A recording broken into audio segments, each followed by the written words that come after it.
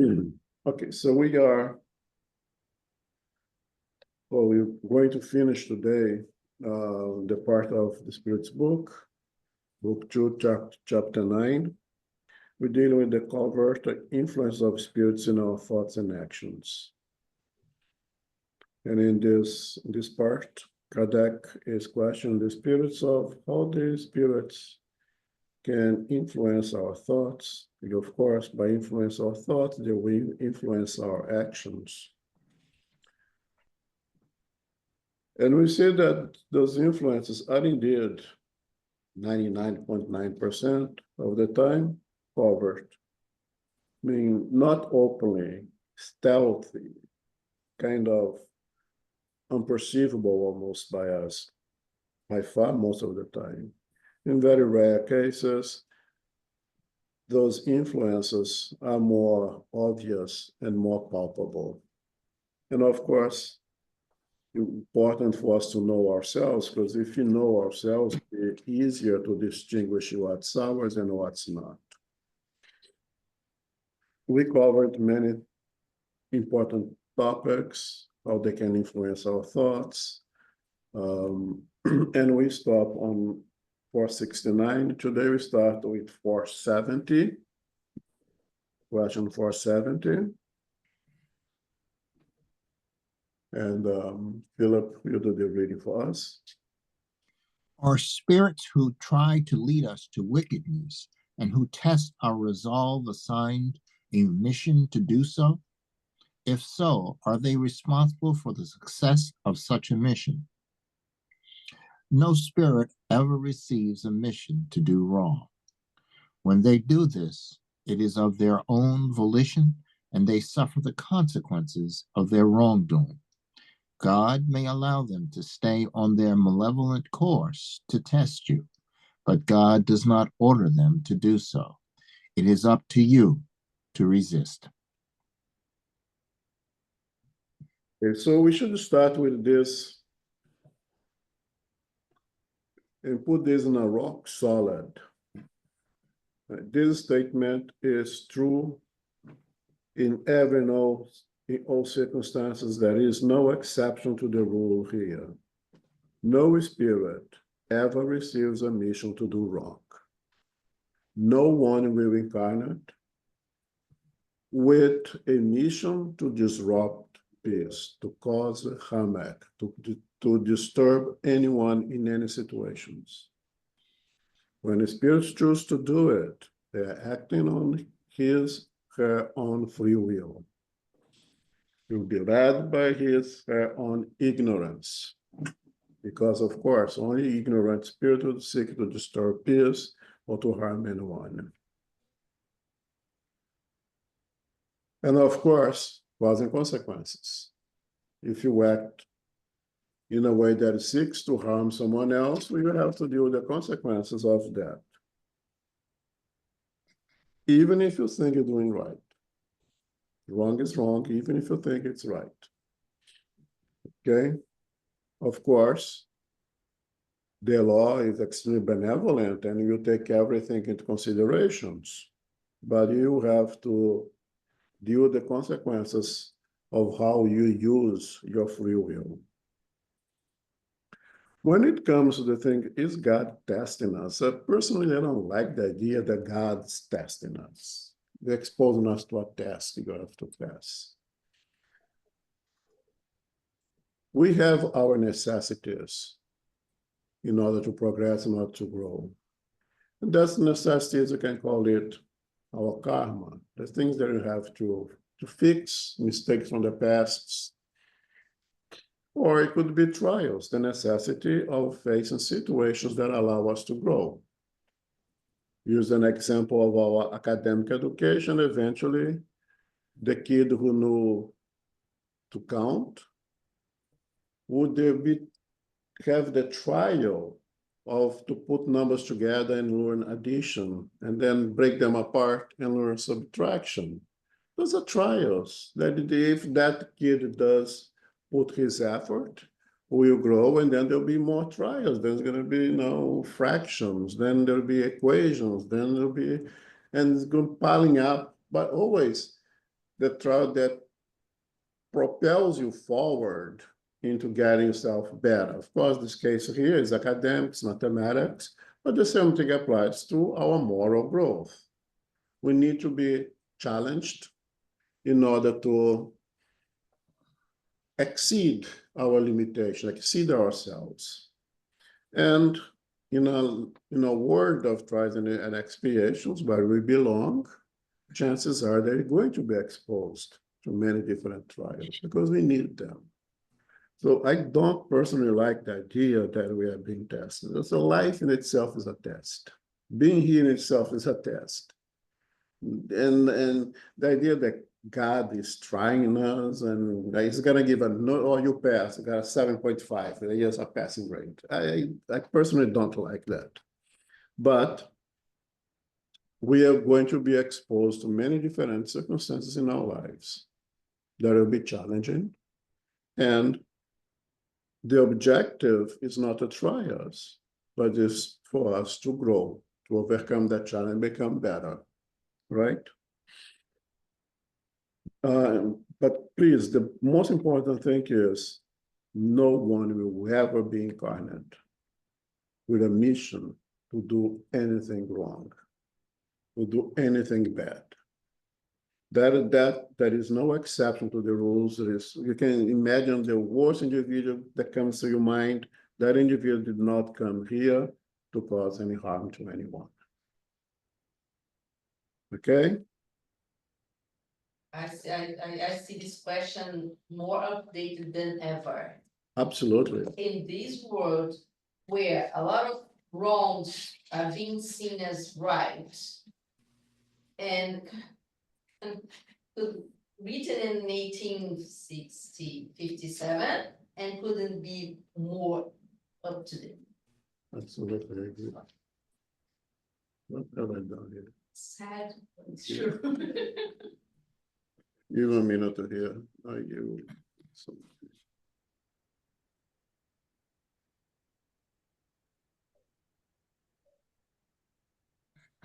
Okay, sorry guys. Okay.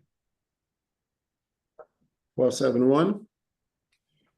When we feel a vague sense of anxiety, indescribable uneasiness, or inner satisfaction without any discernible cause, do these feelings simply result from our physical state? They are almost always an effect of the communications that you unconsciously received from the spirits around you or that you have received during sleep. Okay, the physical body is an instrument that responds to us, the eternal spirit. So it's more likely to accept the idea that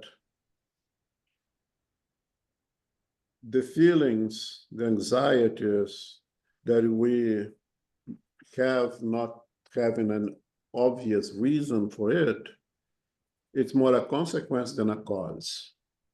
Okay, it's because the question is, when you feel a vague sense of anxiety, indescribable uneasiness, or inner satisfaction without any discernible cause, do those feelings simply result from our physical state? No, it's more the opposite, that our uneasiness, the effect on the physical body is a consequence of communication that you may receive from the spirits most of the time during the night.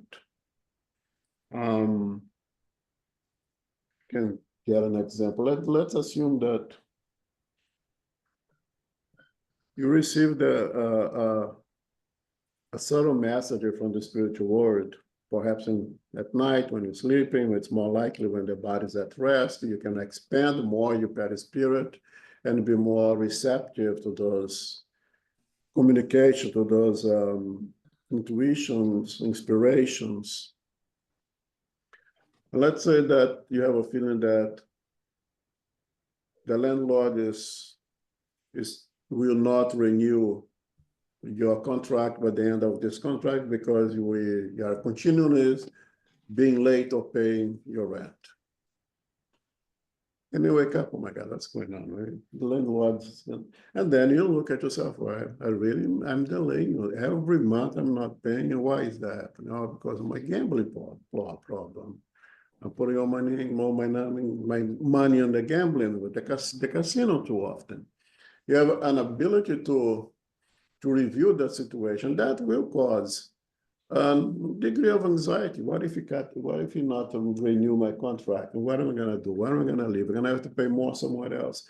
You'll be a little bit anxious about those things. And with that anxiety, you may have a somatic effect. You may have diarrhea because of it. There is that cascade of events that start with a communication, which in a reality, likely for a good spirit, give no warning. Hey, pay attention what you're doing. Pay attention about your responsibilities, and may create that uneasiness, that anxiety that you don't have you can not put your finger exactly where does it come from.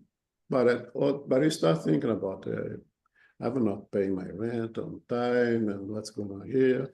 And what really matters is if you don't know where this idea comes from, is that you act on it, that you do something about it, and you review yourself, make the necessary corrections. But imagine that the physical body will start having those kind of unease on itself, is to demerit us as a tenant spirit and think that this machine is responsible for anything. This physical body is just a tool that responds to the feelings, to the emotions of the spirit. And those responses in form of anxiety and could be even somatic effect.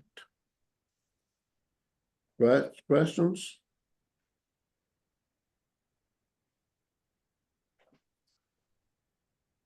Right? So you can. 472. When spirits want to tempt us to wrong,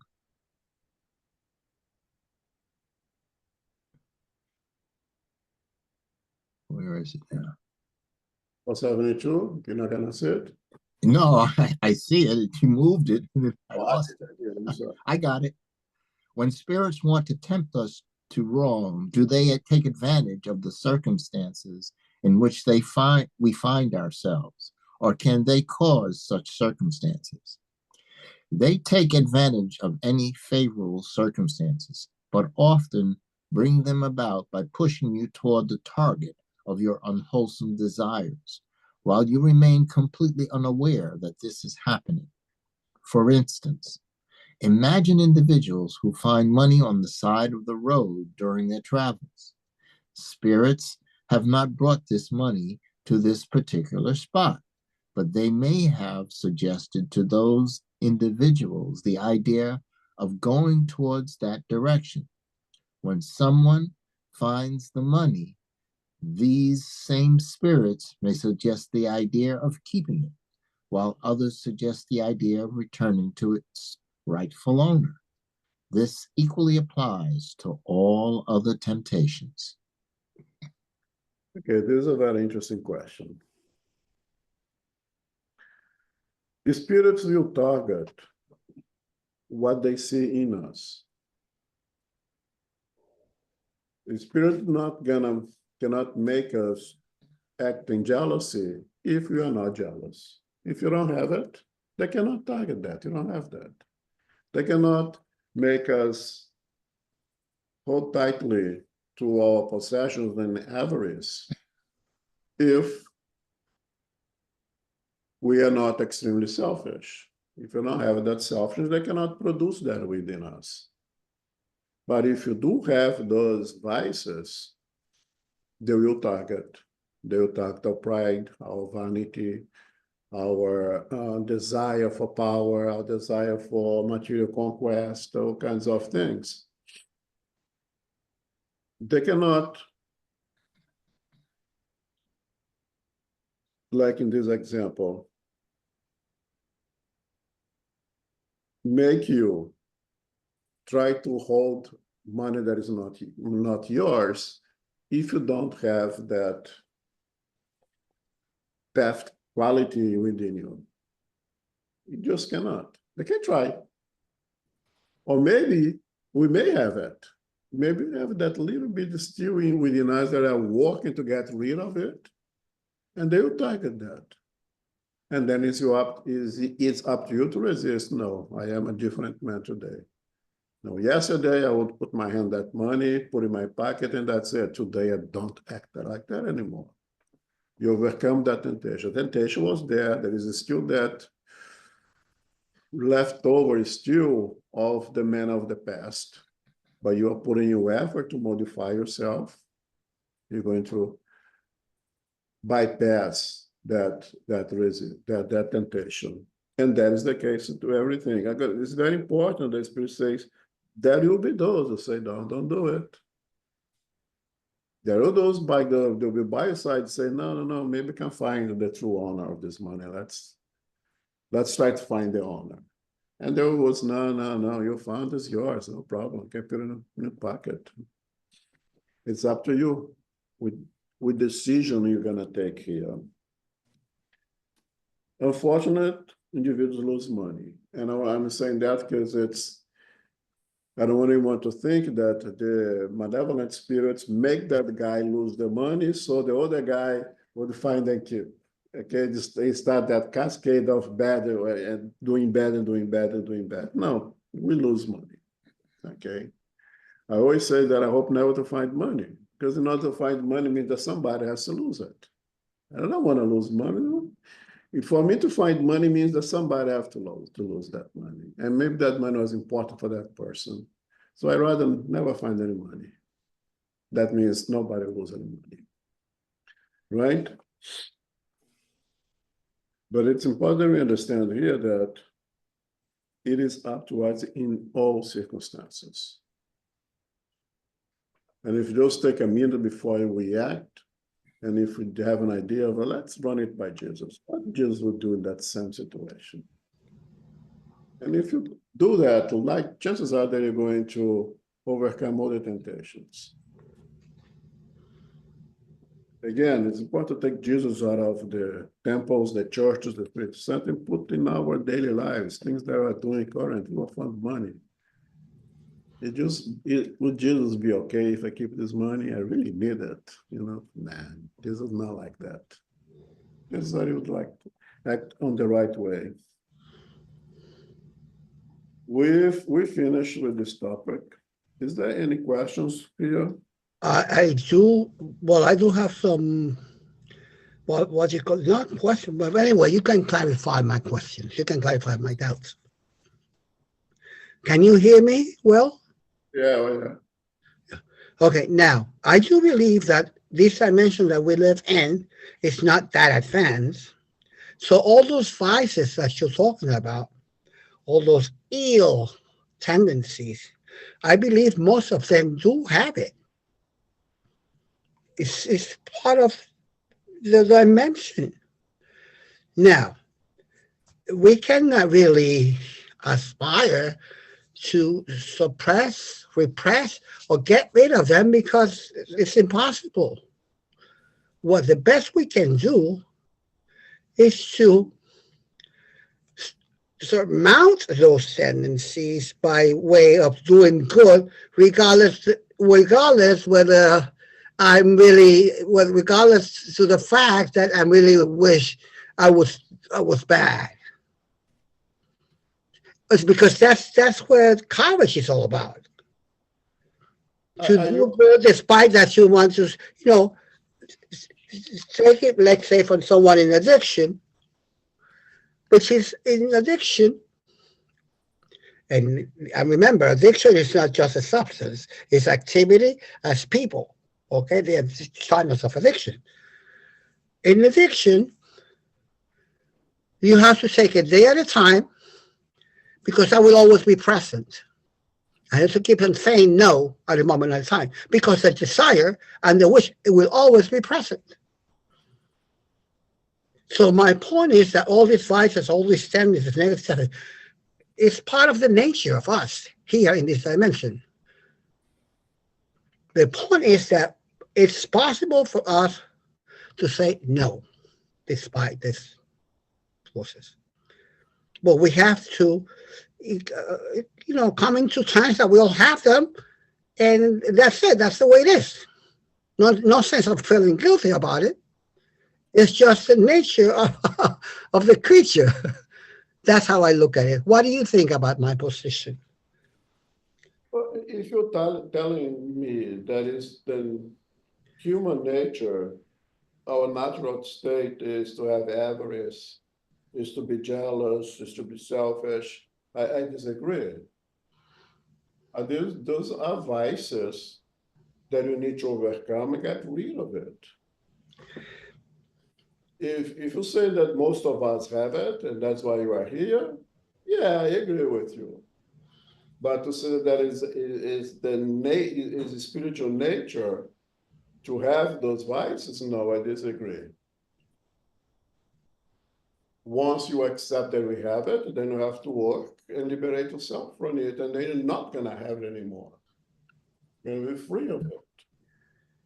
Well, okay, that's where we disagree, because I do believe that in dimension, you just don't get rid of them. You just grow over them and do good with the help of spiritual benefactors. That's what I believe. Because we all want more money, we all agree to an extent, we're all this, we're all that. We all have all those negative qualities. We all have, well, at least potentially. We just don't, we're not the type that would kill someone over that, yes. But some people even do. But my point is that the admirable thing is to say no despite that gravitational force that tells me, go ahead and do it.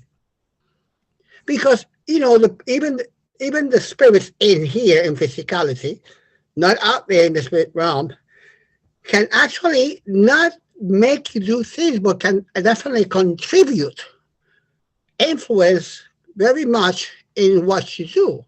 That does not mean that your responsibility is going to be raised, but they could contribute. They could contribute a whole lot in your malevolent ways.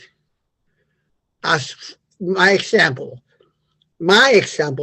example, as an alcoholic, if I'm hanging out with an alcoholic friend of mine, eventually I'm going to drink. And that man, whether he knows it or not, is not such a benevolent force in my life. So I have to keep on saying no. So the same way that a person that as a bottle, a friend, may want to force a glass of wine because it's not alcohol, I presume that also spirits in the spirit world, my influence and my contribute may not be determining factors. I'm not saying that they are the final determining factors, but the influence could always be there. By the way, I'm thinking out aloud and I'm expecting your response. Yeah, so my response is that, I mean, I don't believe there's human nature to have vices, created at the image of God, created from God, from his love. It's incomparable that it's in our nature to have vices. In our process of development, we unfortunately got those vices, okay? Those are the things that I have to get rid of. And those are the things that the spirits will target when we have. There are individuals out there that does not have a link of vanity. It does not vanity at all. They have conquered the ability to be completely free of vanity. A spirit that wants to target vanity, you're not target those individuals. There are individuals over there who do not care for any material possessions anymore. They are completely detached of material possessions. They will use everything that is necessary for a dignified life, as much comfort as possible, but without being attached to anything. They have worked and gained that ability. Spirits cannot target those things in the spirit, they don't have it. So I understand what you're saying. Being here, chances are that we have a lot of nice things that have to get. Yes. Okay. I don't know. I agree with you that eventually we will get to that stage, but I don't know if I don't know. It's still kind of. I look around Elmo, and I see so much. I see so much greed and so many wars and so many people. I don't know. It's Yeah, it's but it doesn't mean that it's a sad world, Elmo.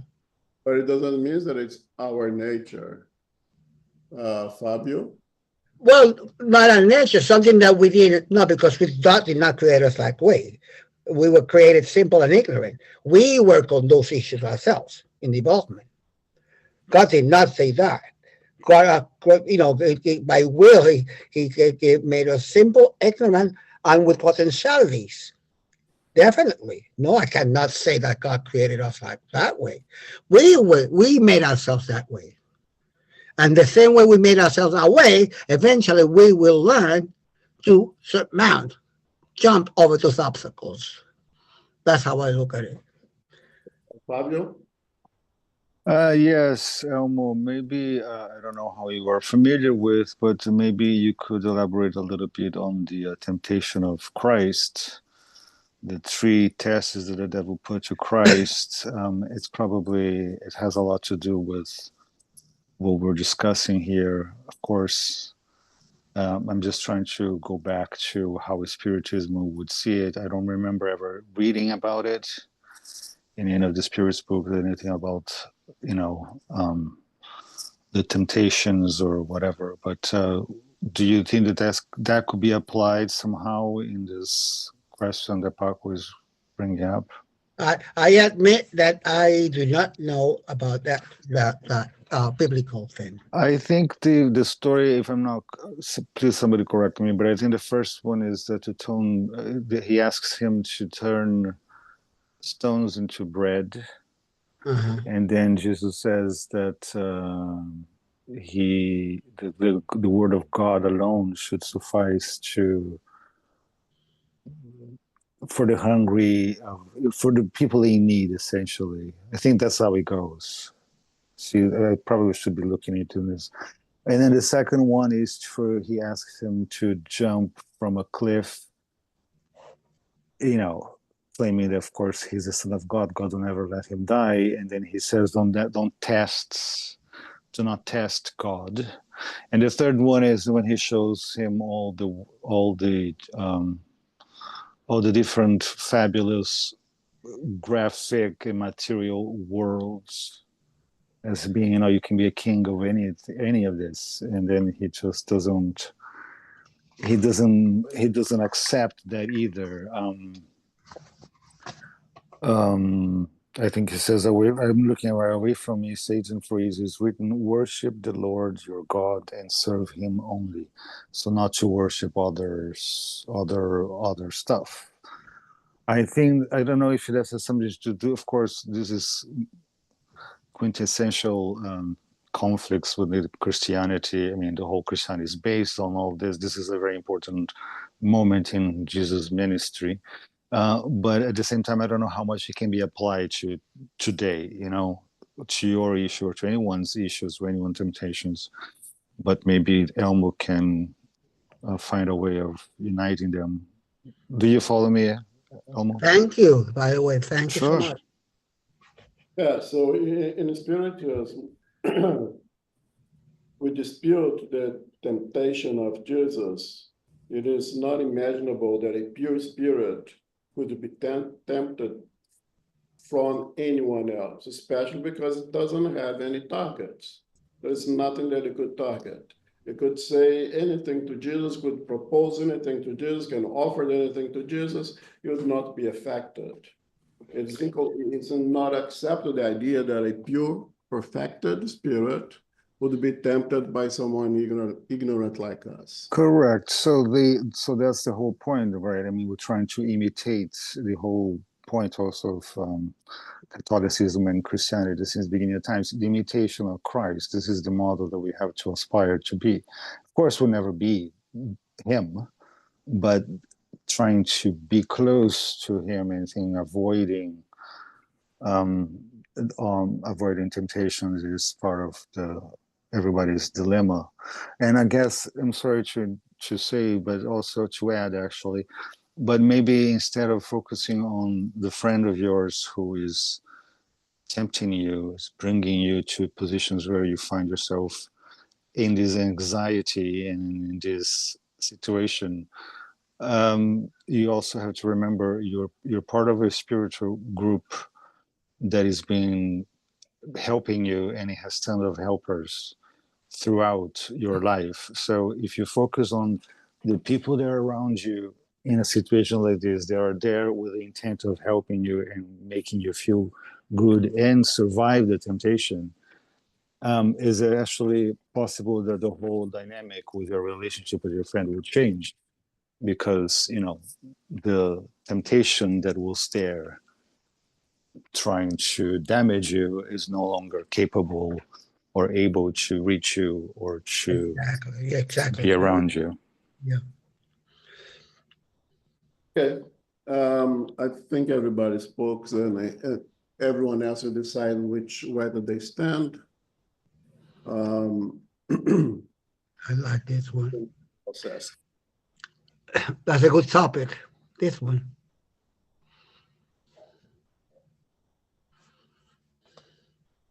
Do you want me to read or skip? Oh, no. No, really? Process. I'm sorry? 473. Okay.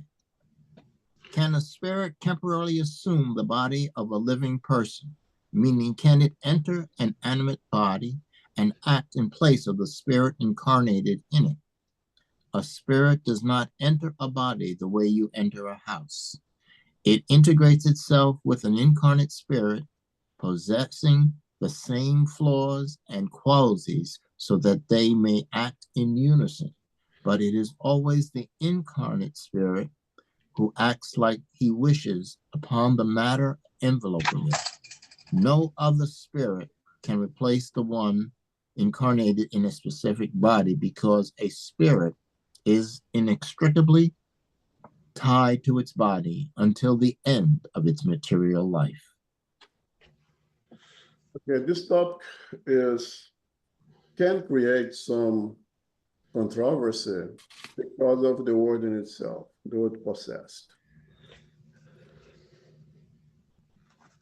If we don't read very carefully, we may see ambiguities and over this word, possessed.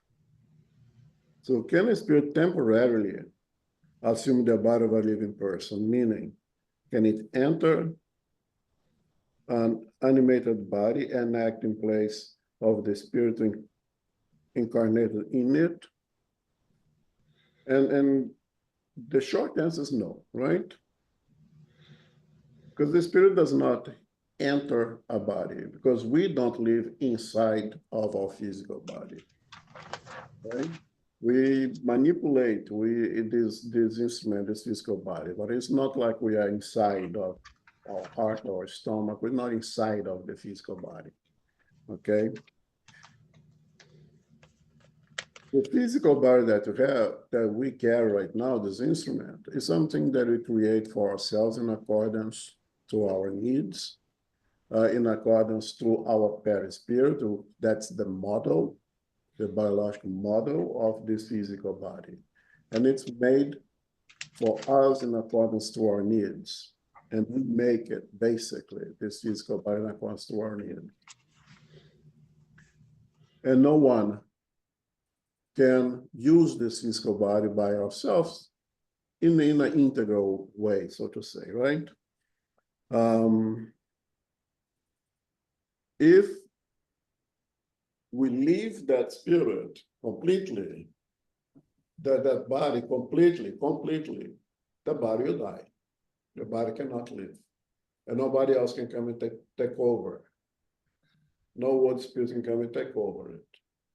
Once we completely separate ourselves, spirit per spirit, from that physical body ceases to live, ceases to have a life, and cannot be resuscitated. It is dead. So no one can use it. Okay?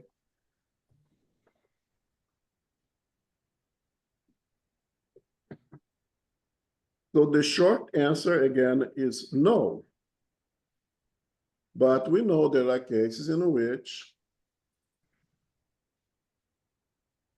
individuals is behaving or saying things that is absolutely incomparable with that individual. That seems like someone else is making use of that physical body. Okay? And that generates the next question. And with that, we need to be very careful and be very careful with this word possession here. Let's see. Okay, 474, and then we're going to talk more about it. If there is no such thing as possession or the cohabitation of two spirits in the same body, is it possible for one soul to be overpowered by another so that it sees itself subjugated or obsessed to the point of having its will somehow paralyzed? Yes. And it is this domination that constitutes what you call possession. You must understand that this domination is never established without the willing participation of the spirit who's subject to it, either due to its weakness or by its desire. People often have misidentified cases of epilepsy or insanity for possession when they really need a physician rather than an exorcist. The word possession, as popularly understood, presumes the existence and cohabitation of demons, that is, a category of being of a wicked nature with a person's soul in his or her body. Since demons do not exist in the aforementioned sense, and since two spirits cannot simultaneously inhabit the same body, there is no such thing as possession according to the idea normally attached to that word. You should understand the word possessed, defined only as the absolute domination of a soul by an imperfect spirit to whom it has surrendered. So you see here the different meanings that complicates this word possession.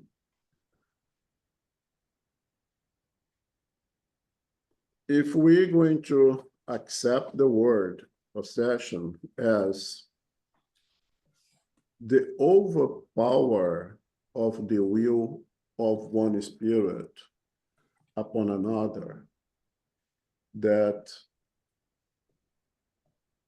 renders that incarnate spirit so weak in its willpower that the other spirit manipulates his instrument, his physical body, beyond the ability of the owner of that body, the spirit, be able to resist it. This is a case of subjugation, which is the highest degree of obsession in spiritism, which you're going to study later. But you see here that the word possession has been so misplaced that individuals suffering from epilepsy. What is epilepsy? Seizures, right? What seizures? It's a cerebral electrical arrhythmia. The same way that your heart and you have those weird EKGs find. A seizure is that electrical arrhythmia in the normal pathway of the electrical current in the brain. And someone cell is being possessed and beat the hell out of the guy to death, while what he needs was a doctor, what he needed was a seizure medication. Or the misunderstood word of possession when they believe that Now the devil have take possession of that body. Now that devil is acting on that body. And therefore, this guy, in some tradition, need exorcism, right? And the Kardec says over here, you should understand the word possessed, defined only as the absolute domination of the soul by imperfect spirit to whom it has surrendered. Any questions here now? Because we cannot throw a little gasoline on the fire now. Elmo, I mean, what can you say about people that behave in cultish, in a cultish manner? you know what? Cultish, than a cult. Like, I'm thinking about remember in the 60s, the big, what was his name? Helter Skelter in the 60s. What's his name? That killed Bianca Tate in California. And I'm thinking also about the Reverend, I think his name was Jones. Yes. Things like that. Those people are, I mean, not that it's spirit, but they are possessed.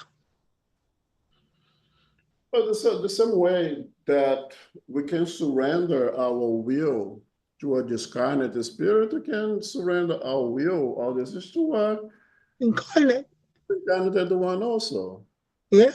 The weakness of the one who does not have a willpower, doesn't know anything better, and surrenders his own will, his own ability of thinking to someone else. And this someone else will be incarnate or discarnate. They are responsible. They are victims of themselves, and therefore they become victims of others. Yes. Yeah. Okay? So, as of now, we say that possession as another spirit taking over for somebody else's body does not happen. Yeah, that's Okay? Now we can throw a little gasoline on the fire here and make things more complicated now. I I am not familiar with this computer. I don't know how to bring this article here, but it's from the Spiritist Review of 1863 in the part of psychological studies. The Kardec bring a pretty interesting article about this individual who was being possessed by another spirit. And we're going to read a little bit. I cannot read the whole thing, but it's the Spirit's Review of 1863. If anyone is taking out the whole thing, is quite interesting. And I'm going to read what Kardec says over here. Unfortunately, I cannot put on the screen. I hope everybody can hear and understand me. And he starts by saying here, we said that there is no spirit possession in the absolute sense when a spirit communicates through a body, but that spirit can only be subjugated. Leave this alone. Please check this as I try to clarify the sentence so that the audience can understand what is next to the paragraph. Disregard this. We changed our opinion about this absolute statement because now we have been shown that there can be true possession, that is, replacement, although partial, of an incarnate spirit by another. So now Kardec says, and this is what I said in the Spirit's book. He's pretty much quoting himself when I just read. We should understand the word possessed, defined only as the absolute domination of the soul by an imperfect spirit to whom he has surrendered. So the domination of the will, not taking over the body. But here we say, which I change my mind. That is possession. Okay? And he brings this case of this. Let me read a little bit here. What time is it? It's getting close. No, I cannot read the whole thing because I don't have time.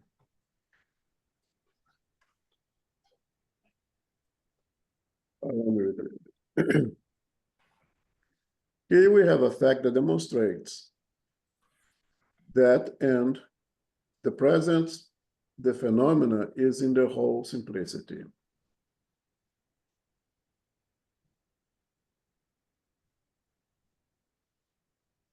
One day there was several people in the house of a lady who happened to be a somnambulist medium. She suddenly starts behaving in a masculine way. Her voice changed, and addressing one of the persons present, she says, "Oh, my dear friend, I am so happy to see you." Caught by surprise, they asked her about the meaning of all that. The lady continues, "How come, my dear friend, you don't recognize me?" "Oh, that's true. I am covered in mud. I am Charles Z."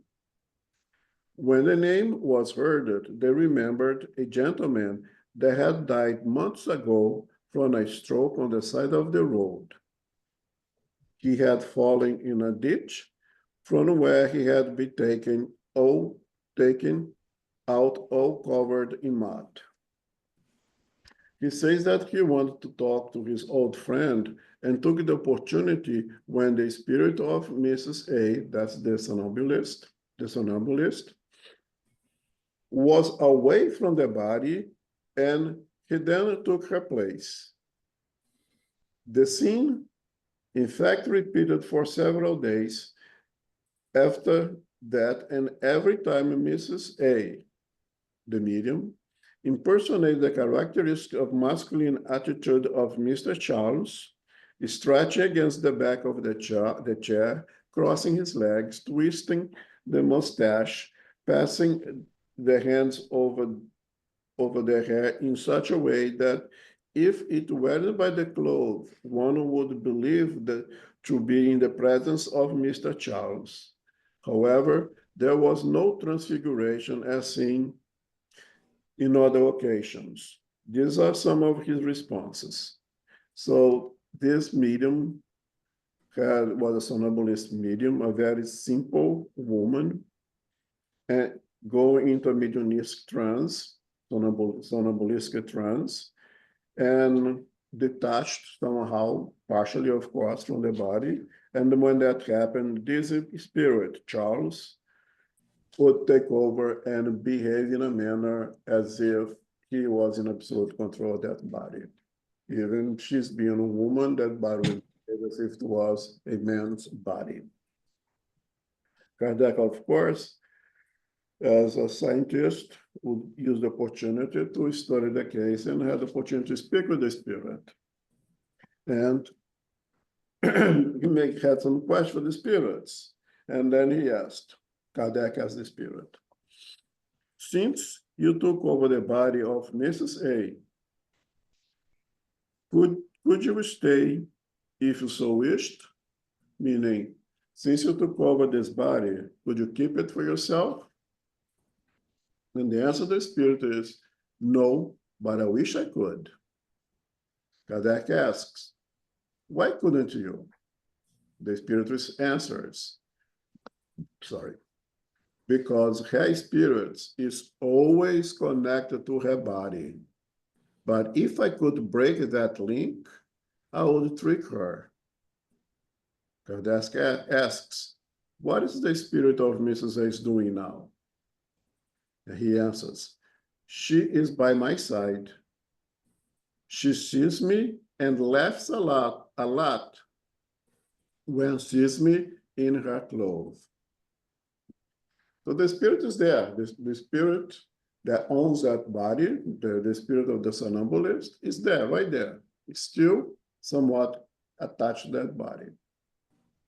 Did not let it go. If let it go, that body will die. But that individual, Mr. Charles, that spirit, is really using up that body almost as if it belonged to him at that moment. And this happened many times. And some of the things that are interesting about this case, we're going to have to stop here, is that Mrs. Julia, the somnambulist medium, was, again, a female. She was young, and she was very uneducated, didn't know many things at all. She was a maid in a house. When she was out of the body and the somnambulist and Mr. Charles took over that body, then she became extremely intellectualized. She knew things as a scholar. She knows facts that the poor woman, the poor Mira, had no idea of those scientific things. But Mr. Charles knew everything. He was able to talk everything. The case continues, very interesting. I'm not going to read the whole thing, okay? But Kardec says over here, given that situation, that this woman, this thing was happening many times. If we read everything, you'll see that sometimes she would beat herself up as if she was actually beating up someone else. So she would hit herself to hurt herself as she was hurting someone else. Okay, that's how detached she would find herself. And with that situation, of course, they call the doctor and say, there's not that I can do. Our science cannot help with this yet. Wasn't a couple spiritualists that saw the difficult situation of the woman and decided to kind of adopted her, took her as a maid in their house. And through the education of spirituals, she was able to be cured. Naturally, was a disobsession that was happening.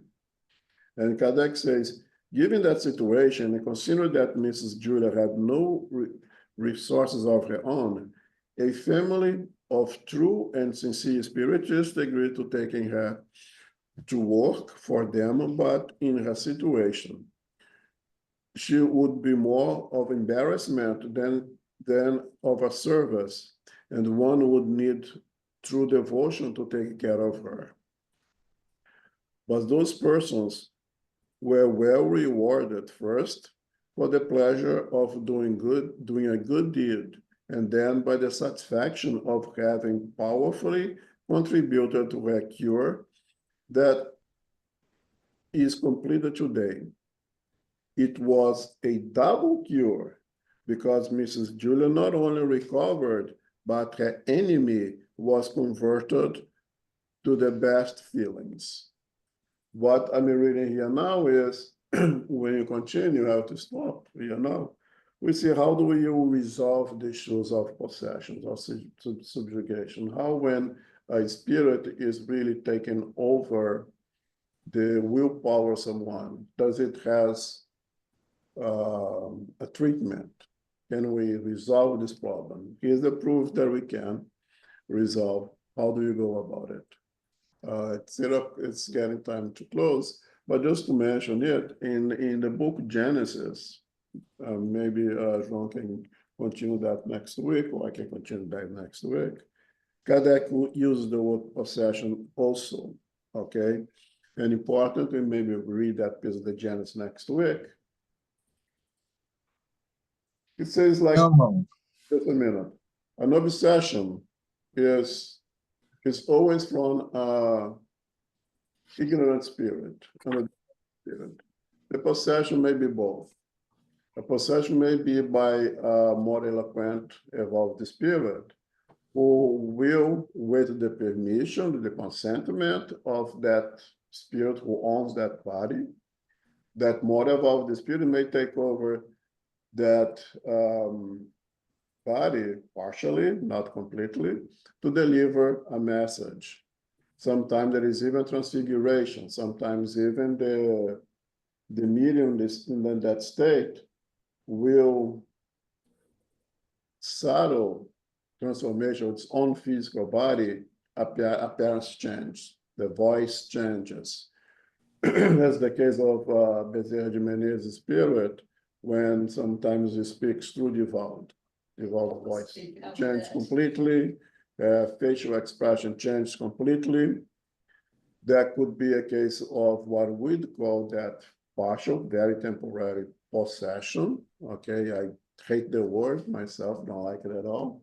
I'd rather not to use it, but Kardec's use it, and it is here, as you just read, and it is also in Genesis. We will continue that next week. Any comments, any questions? Elmo, what section of 1863 was this one from? I'm not sure. I don't have the month here. I don't have the month here. You don't have the title, do you? Journal of Psychological Studies is the title is The Case of Mrs. Julia. Thank you.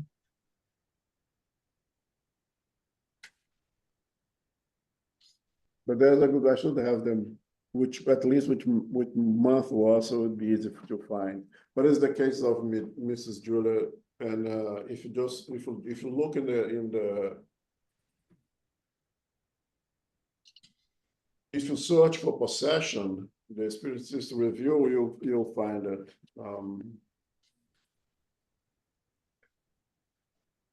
Yeah, no, I don't have. Sorry.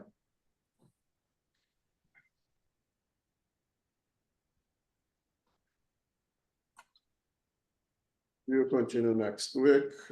Is there anyone wants to make the final prayer for us?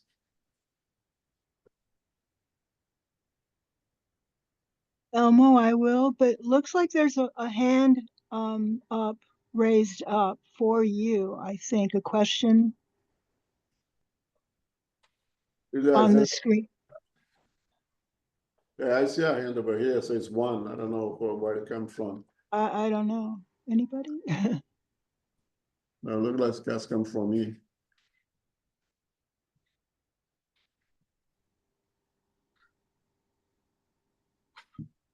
Anyone? Anyone with a question? Guess not. Okay. Well, thank you very much, Elmo, for hosting this evening. And Philip, thank you for reading for us this evening, and everyone who is here participating. Infinite Creator and Divine Providence, we give thanks to be together for our studies of the Spirit's Book, Book 2, Chapter 9, The Influence of the Spirits and the Possessed. No spirit receives a mission to do wrong. It is up to us by our free will to resist a variety of vices. Spirits can tempt our pride, our vanity, and unwholesome desires. We may sense these feelings of uneasiness or anxiousness with an unknown origin. However, we can ask the benefactors or the Master Jesus for clarity as to what to do, how to proceed, or how to act. Vices can be changed into virtues through focused effort day by day. Possession is an overpowering, which integrates itself with an incarnate. A spirit does not enter into a body, but the willpower is surrendered by an incarnate or a discarnate.